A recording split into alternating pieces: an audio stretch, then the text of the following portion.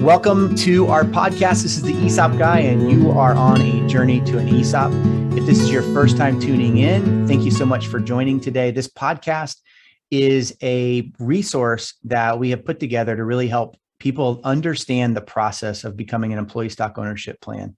And generally, our audience is our listeners that are not yet ESOP companies, but they're thinking about going through the process. And so this podcast really does help people to try to take the certain topics and break them down so that you're not so overwhelmed by maybe the complexity of ESOPs.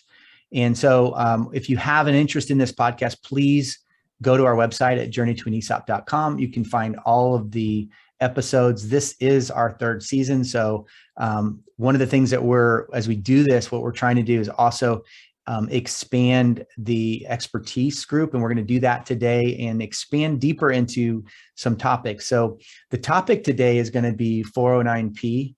And 409P, for those that haven't heard of the terminology, is an anti-abuse test for companies that are going to become ESOPs or existing ESOPs, but are S corporation ESOPs.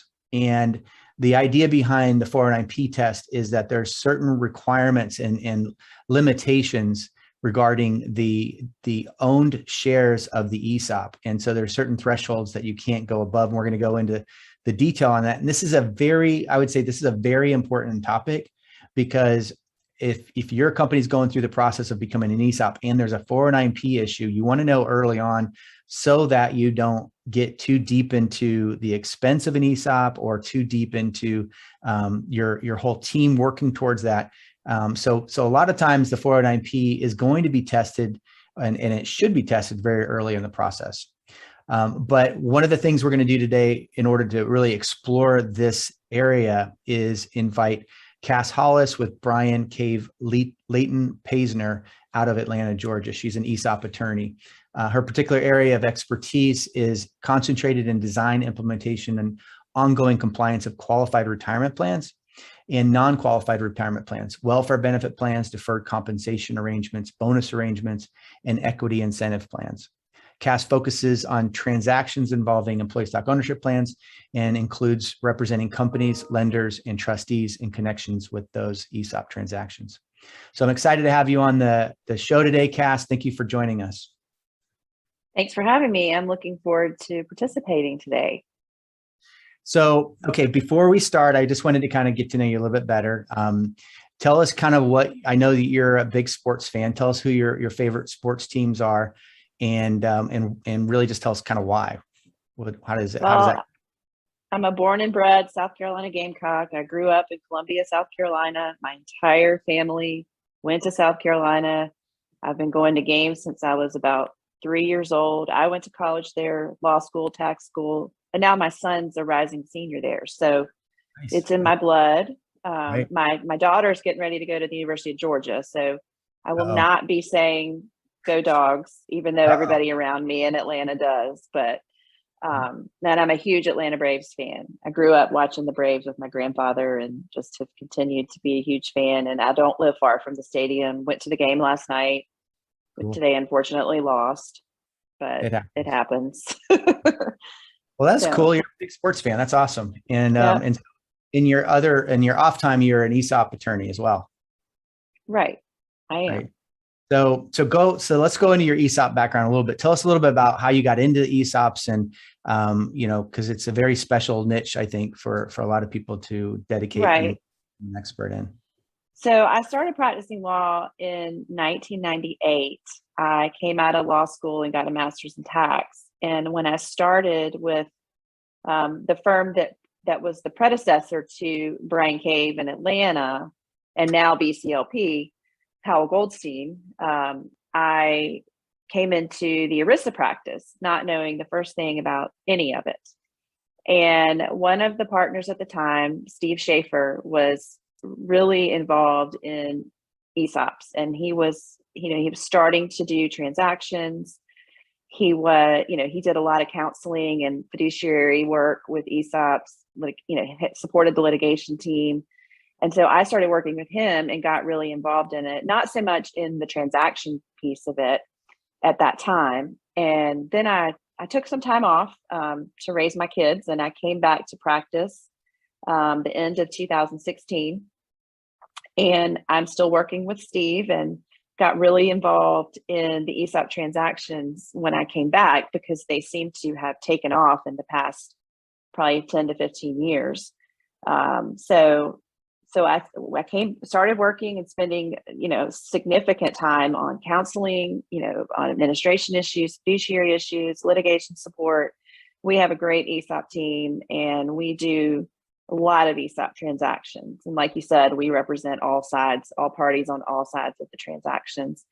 I think, the most interesting part really is the company side, though, because you get to design the transaction and deal with the structure, and it's just, rather than on the trustee side, sort of overseeing and reviewing all the documents instead of doing them. So I do like that side of it. And so that's how I got back into it. And I really enjoy it. It's a great community.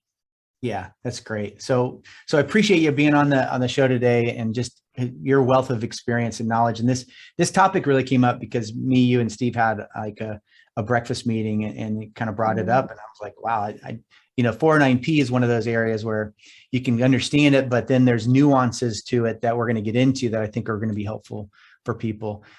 So I think the best place to start is, because again, some people are listening to this and like, 409P, what? As soon as I throw out a code section, it kind of throws them a little bit. So let's kind of just go over that. If you can give us an overview of the code section. And I guess the biggest thing is, why is it important, to understand it, but to not violate it in the context of having an ESOP? So first of all, you gave a good summary of, the background of it. And, prior to 1998, ESOPs weren't even permitted to be shareholders of an S corporation. And so when the law changed and ESOPs could be shareholders of S corporations, there was a lot of abuse in with these transactions, and where, a company's owner might sell all of his ownership to an ESOP, and then he would be the only participant. And, so he's sheltering the income of the company and still has the economic benefit of owning the stock. So the IRS initially, listed these transactions as, so to speak, one of their listed transactions, which are a list of specific transactions that they identify as potentially abusive. So in 2001, Congress enacted 409P to address this abuse situation. And as you said, the goal of it was to be sure that S corporation ESOPs covered a broad base of the company's employees, and also allowed the ESOP to benefit from the economic interest of the stock, and not for the ESOP's interest to be diluted by issuing other stock rights or other certain rights to the profits of the company outside of the ESOP.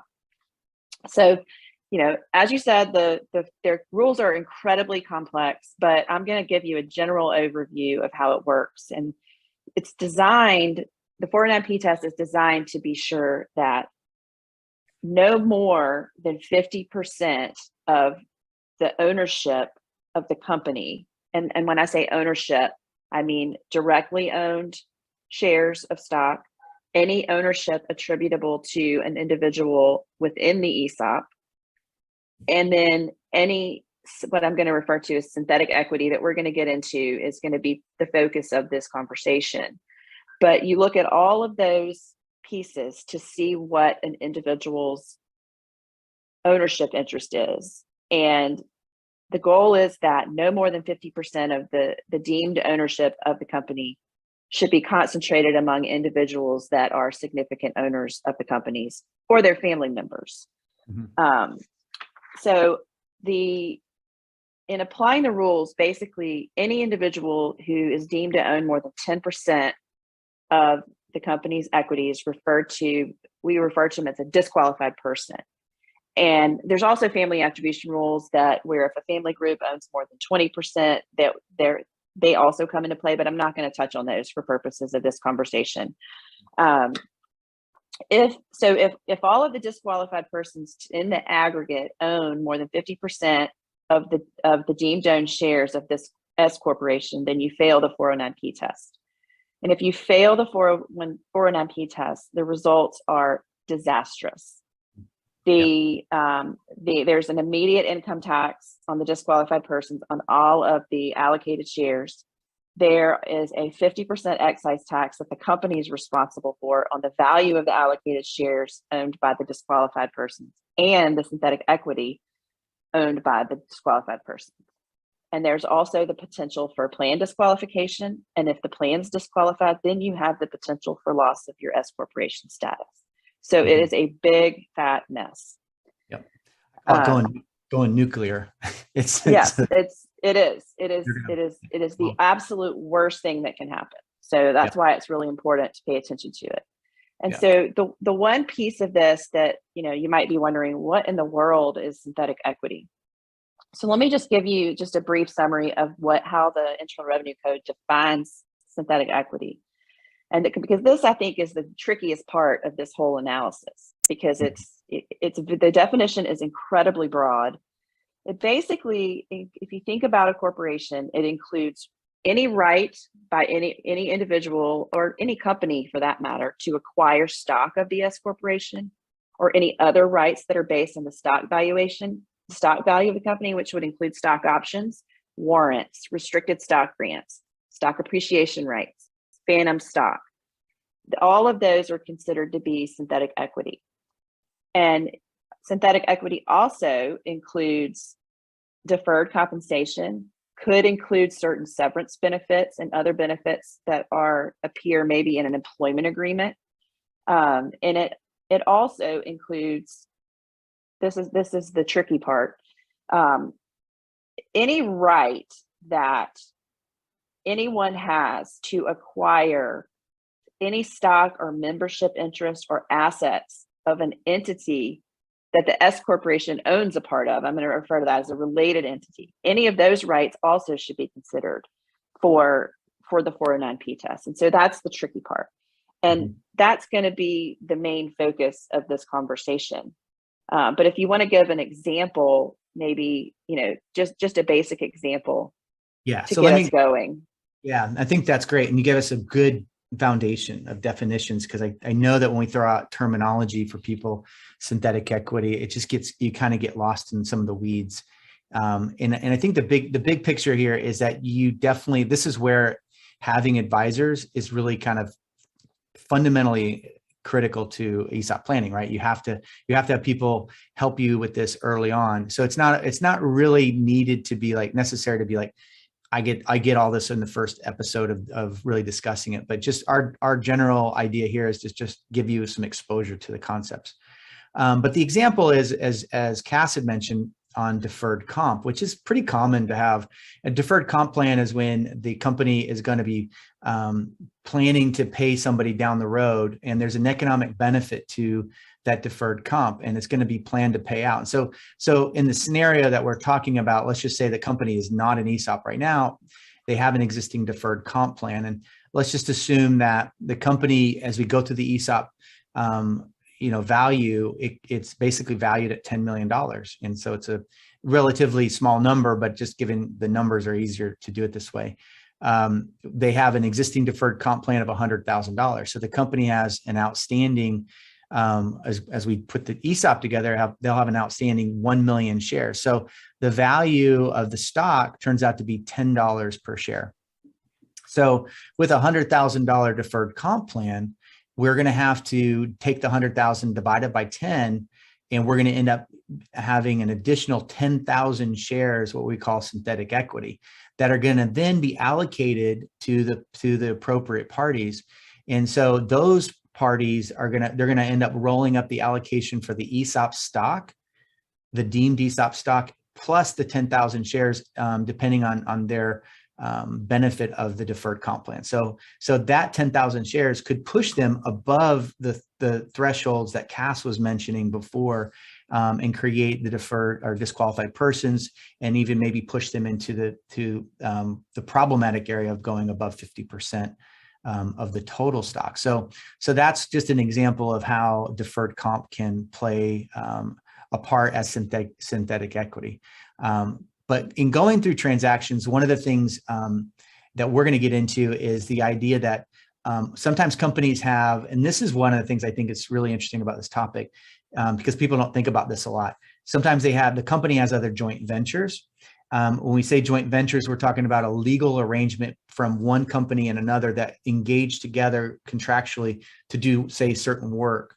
And in that structure, there could be potential 409P issues. And so from that standpoint, Cass, can you kind of give us an idea of how joint ventures can become a 409P issue as well? Sure.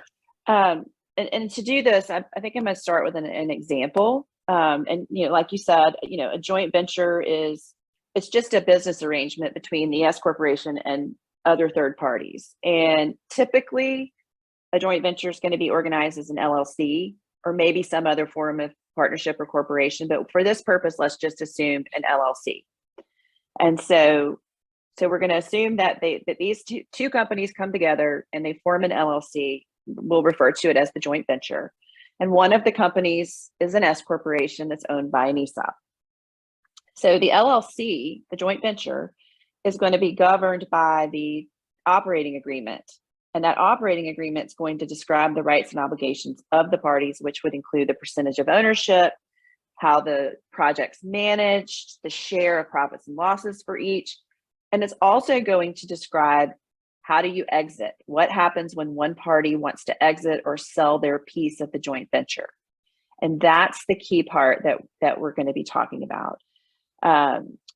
You might see a right of first refusal, meaning that if the party that's not the S Corp wants out, the S Corp wants out.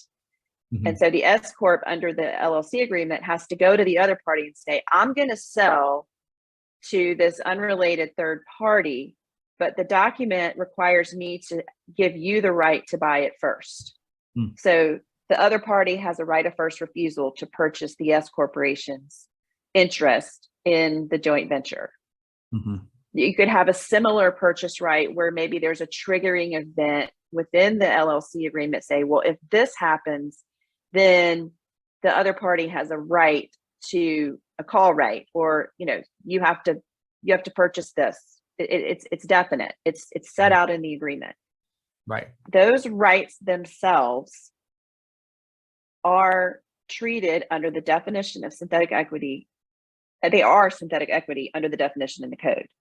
And so the way that you would deal with this is, how with the deferred comp example, you said you've got $100,000 worth of deferred comp that has to be converted into synthetic equity shares, basically. And you do it based on the value of the S corporation stock. So what you would do here is you would take that, you would look at the value of this joint venture, and let's assume that S corporation owns 50% of it. Mm-hmm. And it's worth $10 million. So the purchase right to 50% of this joint venture is going to have you'd have to value it at $5 million. And then you would convert that to shares in the S corporation. So that's probably, you used a $10 million value for the S corporation. So let's use a $2 million for this joint venture, half of it, 1 million, same thing. You've got a $10 share value. You convert that to the synthetic equity shares, and then you would have to look at those synthetic equity shares that are owned by this third party, and you'd have to include those in your calculation to determine if that third party should be treated as a disqualified person. Mm-hmm. So let's just assume, for argument's sake, that these purchase rights in this joint venture that this third party has gives that third party a deemed 15% ownership in the S corporation, because they can purchase 50% of this related entity. All right. So that company is now a disqualified person. And if you take that company's deemed ownership interest and you add it together with any other ownership interest by the other disqualified persons, and it's more than 50%, well, then you failed the test. Mm-hmm. And another thing to think about too is, if you are putting in a new ESOP, and most likely the company is going the S corporation is going to borrow money to loan, and then from the outside third party source, they're going to loan that money to the ESOP to buy the shares of stock. So the company's going to have debt on it, which is probably going to depress the equity value of the company in the first few years. So that could make, yeah, I mean, so that will make the value of the synthetic equity be even more. So, that's why it's particularly important when you've got, your equity value of your S corporation is going to be affected by the debt. That may be a little too detailed, in the weeds for this conversation, but I'm just trying to emphasize the importance of taking stock of these purchase rights in joint venture agreements. Yeah. And which I think, and you did a great job of covering it. And I think what I want to do is just go back and look at a little bit of it, a little bit deeper, if that's okay. Mm-hmm. Sure.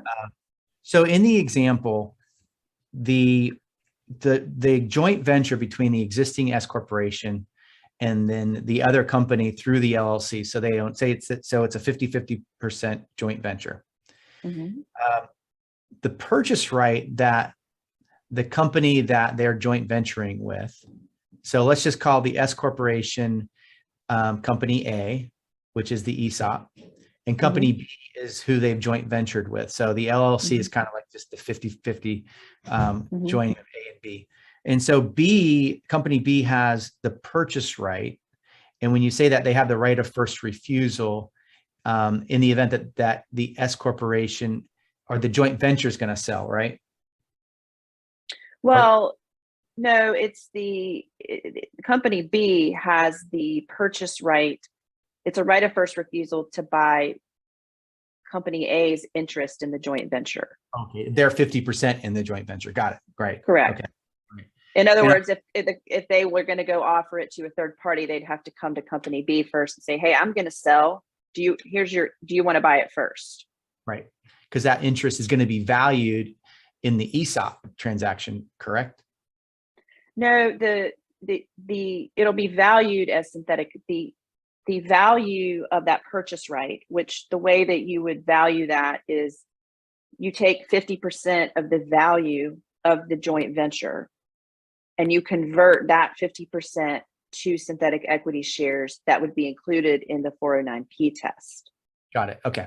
Yeah. So essentially you have to do a value of the joint venture to estimate what the value of the synthetic, and then convert that back to shares. And then those shares, just like we did the deferred comp example, will increase on the disqualified person. So this is another question just about disqualified person. So when we look at that applies to the whole, on the disqualified persons test, it's normally, I think, applying specifically to my 409(p) allocation of individual participants, right? The employees. Right?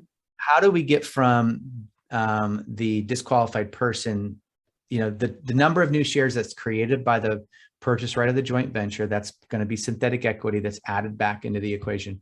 How do we allocate those shares into the disqualified persons? Is it just all of those shares go in as additional shares? Those aren't the shares that are allocated to that purchase right aren't allocated to anybody but that company B. Okay. Nobody else has that right. Right. You would allocate it to company B just like you would allocate a stock option to individual A, individual B. Company. So that if that takes company B, who's not really a part of the ESOP, right? But if that takes them above the threshold, then we've disqualified the plan. Right. Okay, that's where I was looking at it, because the disqualified person doesn't have to be a participant in the ESOP, and that's the point I was trying to get to, because I think it's we're getting into 409(p) like advance for people, but but I think it helps to solidify the idea of what is a disqualified person, because this is why I wanted to do this topic, because my first understanding of all of this was the disqualified persons was part of the ESOP plan. And if they're not part of that plan, then they don't really matter. Right. So, but what you're saying, disqualified person really means anybody has access to or right to the shares. Or any of the equity of the company. Yeah, or any because equity. it's not just limited to the ESOP. Yeah, so it's Because any. like a lot of times you might have stock, might have warrants in a transaction where former owners hold warrants. That even though, and the former owners probably aren't participating in the ESOP, but you have to look at the warrants as synthetic equity and include those in your calculation. Mm-hmm. Yeah. Yeah. And that's again, like, and then, yeah. So the owner didn't participate in the ESOP, but they get warrants. And so they're still going to have a 409P issue if they're above the threshold, even though they're not right. Right. In some cases they are, in some cases they're not. So it's, and a lot of times you can plan for this, you can still have synthetic equity and you can plan for it and make sure it's below the threshold, but it's when you have unknowns like these joint venture agreements or severance payments in an employment agreement where it might cause you to, if you don't consider everything, you might think you think you're doing what you're supposed to, and then you blow your limit because you forgot to include these additional pieces. Yeah, which is why I love this topic, because I know that the example you guys gave me was, you've gotten all the way through almost the closing of the transaction, and this whole issue comes up right at the end right before the end of the transaction, which is just like, talk about not sleeping at night, going through that process. So, and so you guys discovered it and then went through some solutions to try to figure it out, but more, it would be much better, right, to do this way early in the process. Well, yeah, and that's typically what you would do. This is how we would typically handle, an ESOP transaction. One of the first things we would recommend once we get a little bit down the road is for the company to retain an ESOP, third-party administrator, somebody that's, it works in the ESOP space, is familiar with 409P, and to have them run a pro forma analysis of what your 409P test would look like if you took into account everything that the company had at that time. Mm-hmm. So you would look at, stock options, SARs, everything we talked about, deferred comp, potentially severance payments, anything that you would include in these joint ventures, you would run it all and see if you have a problem, including all of that. If you don't have a problem, then you can move forward. If you do have a problem, you need to consider what you need to get rid of, or what maybe, is included in the test that maybe you don't have to. And my advice is always throw in the kitchen sink and then go backwards if you need to. But don't leave anything out, because then and once you've identified whether you have a problem or not, like, for example, you have a deferred comp plan, you could go in and terminate it. Mm-hmm. It's not going to be, and if you have a change of control with the sale of the company to the ESOP, you're going to be able to distribute the deferred comp out. And so then that goes away. But you have to pass this test every single day of the year. It's not just, you don't look at it on a, that's a good point. In a vacuum. Yeah. Like payroll 404, the 25% limit usually is on an annual basis, but this it could be literally every day. Right. Realistically, probably wouldn't even be that, right. But it can be. And I think what you said is really good and really important for people to think about. And your advisor should lead you, if you do feasibility work, like when I do feasibility work, that's part of the step 2 of doing an ESOP plan. So we're super early in the process. I partner with a third-party administrator just to make sure that, somebody else has looked at our work mm-hmm. as a quality control part of it, but because it's so critical.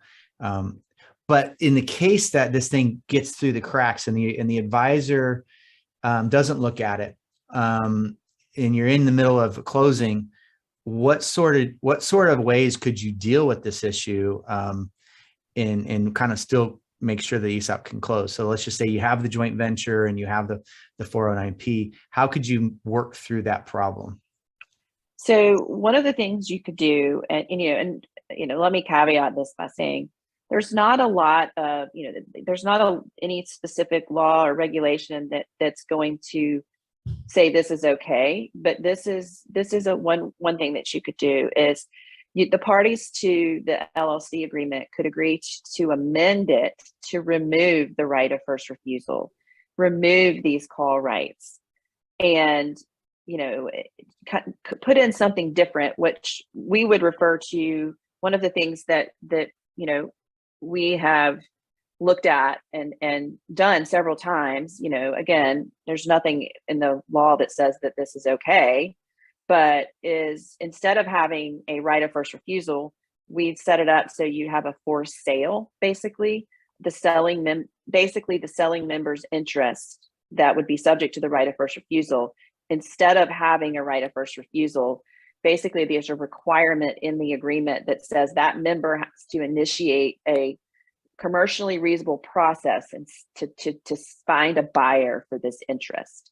Mm-hmm. And it's very fact intensive. You would, if you did this, you would want to have, some objective parameters, like, the process. You have to give 120 days or some reasonable amount of time to find a willing buyer.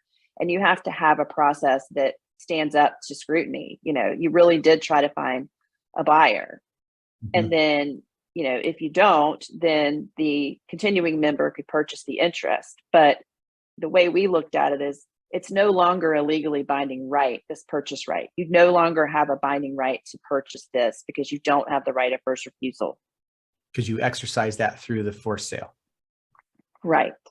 And so that was our thinking on that. Is it's not, if you don't have a binding right to purchase, then it's not synthetic equity. It's how we would think that the IRS would look at it. Again, one of the things I want to be real clear about is that the fact it is so facts and circumstance here. And if this is something that anybody is thinking about, I highly recommend that you seek counsel, and don't go out and try to just start putting these kinds of things into your joint venture agreement, because it's very fact intensive, and there's not any specific law or regulation out mm-hmm. there that so there's no guarantees that the IRS would even agree. There's no guarantees they would agree that even putting in objective standards would work, but mm-hmm. it seems reasonable. And part of it too is I think that this part of the regulation, this one piece of the regulation, I don't think it was intended to be probably as broad as it is, but mm-hmm. unfortunately it's how it's written, and there's no way around it. So it's there, and you have to think about it. Yeah, you have to think about it. And I'll tell you, like, from practical experience, I mean, I think I talked to some TPAs about this before our podcast, because I wanted to get a sense for it. They haven't seen a lot of this stuff, but I think partly it may be that people aren't really looking at it, and they might have a 409P issue out there, and nobody knew about it or didn't want to think about it or whatever. So that's why this is so important, is to make sure that at least you look at it so that you could avoid maybe a potential problem down the road. Well, and the other thing too to think about is it also depends on how you phrase the question of what you ask for when you're doing a 409P test, because if you don't ask for joint venture agreements, nobody's going to give them to you. They're not going to think there's even remotely an issue with that. But so you have to be really careful about, you as the administrator or TPA that's performing the test and asking for the information. You mm-hmm. have to be really specific about, and be as broad as possible. So to try to cover everything. It doesn't always mean you get everything, but that's just to do the best you can. It should be on their checklist of, like, here's my 409P. Right. Give us all your operating agreements, and look at all the details there with there. Let me ask you a question, and I think I asked you this before. I just want to make sure it may be a not a great question, but on a buy-sell agreement, if the partner has the right of first refusal to buy out the other partner or shareholder, is that purchase right the same kind of concept and synthetic equity on a buy-sell? It could be. I think it depends on if it's considered to be an interest in a related entity, which a related entity is any entity that the S corporation owns a part of. So, right. Yeah. So if I'm just going to give you, like, if I'm a 50% company I have an S corporation, and one person's selling their stock and the other person is not selling, but they have a right of first refusal on the sale. I'm just kind of playing that out if there would be a synthetic equity issue there. If you're in the ESOP? I mean, in for the S corporation itself. Yeah, let's just say one partner selling and the other partner's not, and they're 50-50 owners.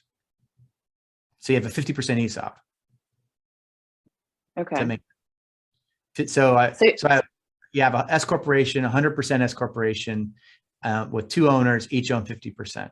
One owner sells 50% of their stock into the ESOP. The other holds their shares privately. Does that make sense? So that's direct owned shares.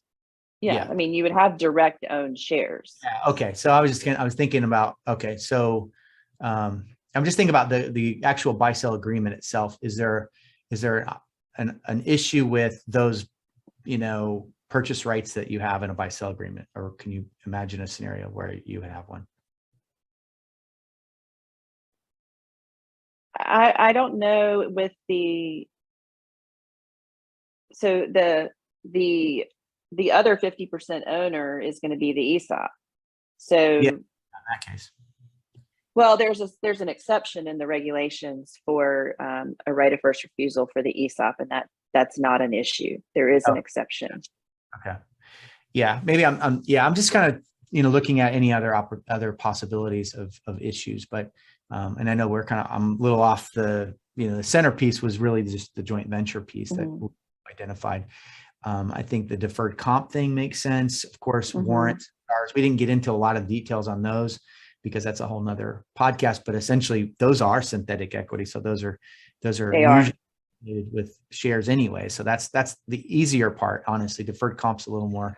Well, but typically warrants are, in these transactions, typically I think the warrants, they're going to be settled in cash, but you'd still base it on the value of the stock. But, any of those things could be an issue. And even if, and I mentioned this earlier, but think about like a severance payment in an employment agreement that extends over, that would be basically extends over a year, 2 years, that's going to be deferred comp. And that's something that you need to consider and convert to synthetic equity shares.